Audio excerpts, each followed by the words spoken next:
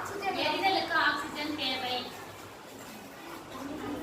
எரிதலுக்கு oxygen தேவை என்பதை இந்த எக்ஸ்பெரிமெண்ட் மூலம் அறியலாம். தண்ணி எவ்வளோ வந்திருக்கு, நீங்க எவ்வளோ இந்த டம்ளர்ல எவ்வளோ அளவுக்கு ஆக்சிஜன் இருந்துச்சோ அவ்வளோ அளவுக்கு எரிஞ்சுட்டு ஆக்சிஜன் இல்லைன்றதுனால நின்றுச்சு. கீழே இருந்து மேலே இவ்வளோ அளவுக்கு ஆக்சிஜன் இருந்துச்சு. அதை காம்பன்சேட் பண்றதுக்காக மேலே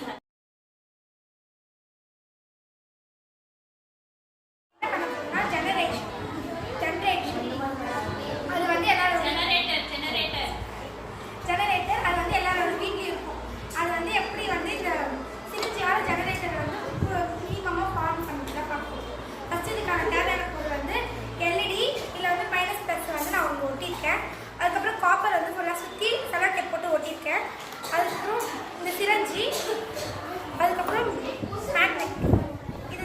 இது நாலுத்தையும் இருந்தால் நம்ம வந்து சின்ன ஜென்ரேஷன் பண்ண முடியும். ஃபஸ்ட்டு இந்த மேக்னெட்டை நான் போட்டு இதெல்லாம் ஷேப் பண்ணிட்டேன்.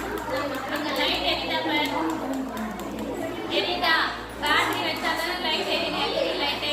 ஆனால் அப்படி பண்ணும்போது இது என்ன ரூல் இல்லை, பிளம்பிங் இஸ் ரைட் ஹேண்ட் ரூல்ல இந்த 3 ஃபிங்கர்ஸை வச்சு படிப்போம்ல, அந்த 3 ஃபிங்கர்ஸை வச்சு பண்ணும்போது மேக்னெட்டிக் வந்து எலக்ட்ரிசிட்டி ப்ரொடியூஸ் பண்ணும்போது இந்த எல்இடி பல்ப் வந்து ஓகேவா?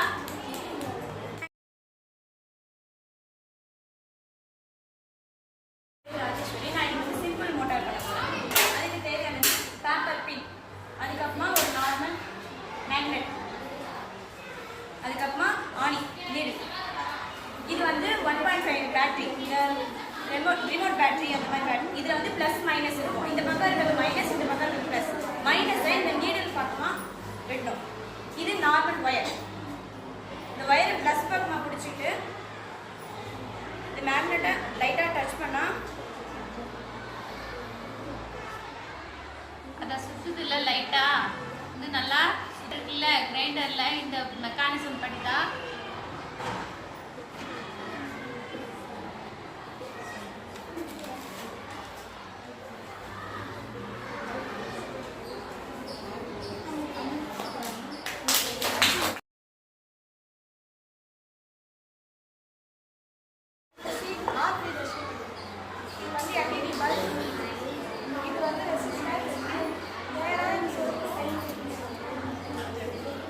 இது வந்து ஒயர்.